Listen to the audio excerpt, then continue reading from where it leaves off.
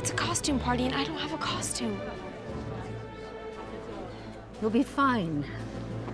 Let old Margaret sort you out. In this movie, the costumes are out of this world. I mean, they're wearing art, and with ALCOTT doing the amazing costumes, it's been fantastic. Tarsem and I decided the basic concept is hybrid classic. So I can use from 16th century to 19th century. You know, what was great about ALCOTT is that everything has been about building character. And building Snow White's character and building the princess character, you know, each one of the actors has an arc with not only who they are emotionally, but who they are physically. Should we help her? She's doing pretty good on her own. And she was an amazing help in enabling us to do that.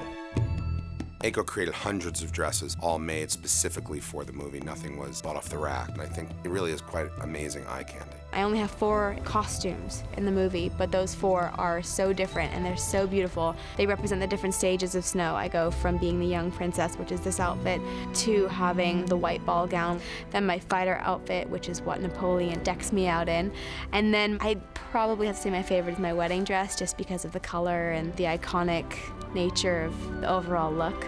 But then so much to do with the characters have also been hair and makeup, so it's taking the typical and making it atypical.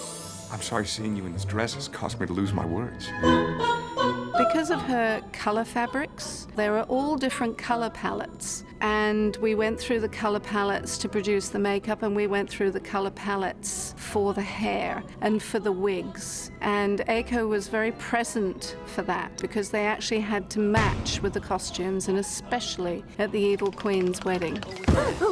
As soon as you go sit next to Tarsem and he goes, watch this, and he pushes play on playback, you go, wow, that costume changes everything. It's a combination of a certain kind of period, and yet it's also its own world that is appropriate for a fairy tale. This doesn't fit. Well, you must have shrunk it. Cinch me up.